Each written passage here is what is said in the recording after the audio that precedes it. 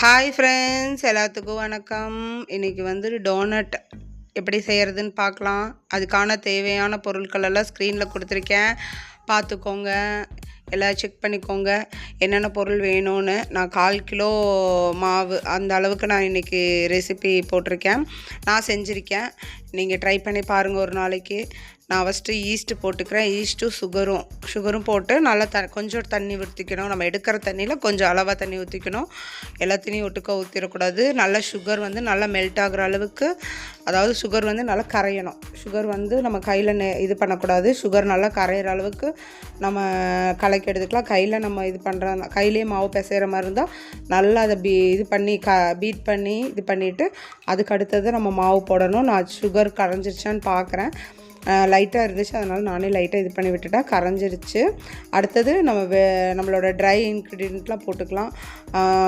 மைதா மாவு, பால் பவுடர் எல்லாத்தையும் ஒட்டுக்கா போட்டு நல்லா இது பண்ணிக்கலாம். எல்லாத்தையும் எடுத்து உள்ளே போட்டு 1/4 கிலோ மாவு, மைதா, பால் பவுடர் எல்லாத்தையும் போட்டுக்கலாம். இந்த வீடியோ பார்க்குறவங்க சப்ஸ்கிரைப் பண்ணிக்கோங்க. என்னோடய வீடியோ இதை மாதிரி தொடர்ந்து இனி பேக்கிங் ஐட்டம்ஸ் ஈஸியாக எப்படி செய்யலாம், அளவாக நம்ம வீட்டுக்களவு எப்படி செய்கிறதுன்றதெல்லாம் நான் போடுவேன்.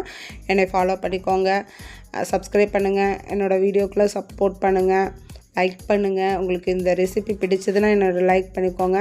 கொஞ்சம் கொஞ்சமாக தண்ணி ஊற்றி நம்ம லைட்டாக பிசைஞ்சிக்கலாம். நம்ம எடுத்த ஒரு மாவு, நம்ம எடுக்கிற மாவு வந்து எந்த அளவுக்கு தண்ணி பிடிக்குங்கிறது நம்மளுக்கு தெரியாது. ஒரு மாவு நிறைய தண்ணி குடிக்கும், ஒன்று கம்மியாக குடிக்கும். அது அளவுக்கு நம்ம பார்த்து தான் ஊற்றணும்.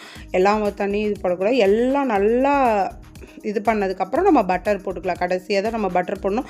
பட்டர் போட்டு நம்ம எந்த அளவுக்கு கையில் பிசைகிற மாதிரி தான் எந்த அளவுக்கு நம்ம பிசைய முடியுமோ அந்த அளவுக்கு நல்லா நீட் பண்ணி பிசைஞ்சுக்கணும். நம்ம மிஷினில் போட்டிருக்கங்காட்டி அது நல்லா ஃபுல்லாக மாவும் பட்டரும் மிங்கிள் ஆகிற வரைக்கும் நான் அடிச்சிட்டேன்.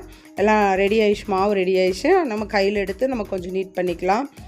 முடிஞ்சது நம்ம எடுத்துகிட்டு கொஞ்சம் இந்த அளவுக்கு இது பண்ணிக்கலாம். கொஞ்சம் லைட்டாக நல்லா நீட் பண்ணி அதுக்கப்புறம் நம்ம ரெஸ்ட்டு வைக்கணும். ரெஸ்ட்டு ஒரு 1/2 அன் ஹவர் நம்ம இது பண்ணும்போது டபுளாக அப்படியே வரும். அப்போ நம்ம எடுத்து இதை இந்த மாதிரி நம்ம நீட் பண்ணணும். அப்படியே நம்ம சுற்றி பிசைஞ்சு கிராக்கெல்லாம் இல்லாத அளவுக்கு நம்ம ரவுண்ட் பண்ணிக்கணும். நம்மளோட லைட்டாக மாவு போட்டு நம்ம சப்பாத்தி தேய்க்கிற மாதிரி ரொம்ப லேஸாகவும் தேய்க்கக்கூடாது.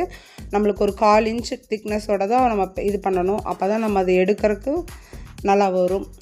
உங்களுக்கு என்ன அந்த அளவுக்கு என்ன ரவுண்டாக ஷேஃப் எந்த அளவுக்கு வருதோ அந்த அளவுக்கு சின்னதாக ஒரு மூடி கூட போட்டுக்கலாம். நடுவில் நம்ம ஓட்டை போட்டுக்கலாம். நம்மளோட ஷேப் தான், நம்ம எப்படி வேணால் பண்ணிக்கலாம். நல்லா நீட்டாக எடுத்து வச்சுக்கலாம். அதோடு இன்னொரு பாத்திரத்தில் வந்து கீழே கொஞ்சம் மாவு போட்டு வச்சுக்கோங்க. ஏன்னா நம்ம ப்ரூஃபிங்க்கு விடும்போது ஒன்று ஒட்டி கீழே ஒட்டிக்க, அப்போ நம்ம எடுக்கிறதுக்கு வராது. லைட்டாக ஒரு இதில் பண்ணிக்கலாம். சாக்லேட்டு அந்த டைமில் மெல்ட் பண்ணி எடுத்து வச்சுக்கலாம். நல்லா எண்ணெய் காஞ்சிரட்டும். இது நம்ம ப்ரூஃப் ஆயிடுச்சு, அதாவது நம்ம அந்த மாதிரி எடுத்து வச்சு ப்ரூஃப் பண்ணதுக்கப்புறம் எண்ணெயில் எடுத்து பார்த்து போட்டு நல்லா கோல்டன் ப்ரௌன், நல்ல ப்ரௌன் கலரில் வர அளவுக்கு நல்லா திருப்பி போட்டு நல்லா வேக வச்சு எடுத்துக்கலாம். ஆயிலில் செம்ம டேஸ்ட்டாக சூப்பராக இருக்கும். நீங்கள் ஒரு நாள் செஞ்சு உங்கள் குழந்தைங்களுக்கு கொடுத்து பாருங்கள், நல்லாயிருக்கும். ட்ரை பண்ணி பாருங்கள், சூப்பராக இருக்கும். என்ன வெளியில் வாங்கி கொடுக்க நம்ம ஹைஜீனிக்காக வீட்டிலே சூப்பராக செஞ்சுக்கலாம். டேஸ்ட்டாக இருக்கும், நல்லா ப்ரௌனாக இருக்கும். திருப்பி போட்டு இது பண்ணிக்கலாம். ஏன்னா ஒரே பக்கம் விட்டு கரிஞ்சிக்கு இது போயிடாமல் நல்லா திருப்பி போட்டு சூப்பராக வேக வச்சு எடுத்துக்கலாம். இன்னும் நல்லா ப்ரௌன் கலரில் வரணும். அதனால் பொறுமையாக எல்லாம் பண்ணியாச்சு. சாக்லேட் போட்டு டிப் பண்ணி நம்ம மேலே வந்து டாப்பிங்ஸ் வந்து உங்களுக்கு என்ன பிடிச்சிருக்கோ அது மாதிரி கொடுக்கலாம்.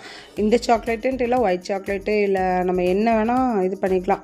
மேலே டாப்பிங்ஸு சூப்பராக கொடுத்து அழகாக டெக்கரேஷன் பண்ணி இதுன்ட்டு இல்லை, நம்ம வேறு எப்படி வேணால், இதெல்லாம் நம்மளோட க்ரியேட்டிவிட்டிஸ் தான். நீங்கள் எப்படி வேணால் போட்டுக்கலாம். எப்படி வேணால் போட்டு நம்ம அழகாக நம்ம குழந்தைங்களுக்கு கொடுத்துக்கலாம். குழந்தைங்களுக்கு இது ரொம்ப பிடிக்கும், ரொம்ப டேஸ்ட்டாக இருக்கும். ட்ரை பண்ணி பாருங்கள். நம்ம வீட்டில் இருக்கிற பொருள்களை வச்சு தான் நம்ம பண்ண போகிறோம். செம்ம டேஸ்ட்டாக இருக்கும். ட்ரை பண்ணிவிட்டு உங்களோட கமெண்ட்டை வந்து எனக்கு கொடுங்க. நீங்கள் சப்போர்ட் பண்ணிங்கன்னா இந்த மாதிரி அதிகமாக நான் வீடியோ போடுறதுக்கு எனக்கு ஒரு மோட்டிவேட்டாக இருக்கும். சப்ஸ்கிரைப் பண்ணிக்கோங்க, சப்போர்ட் பண்ணுங்கள்.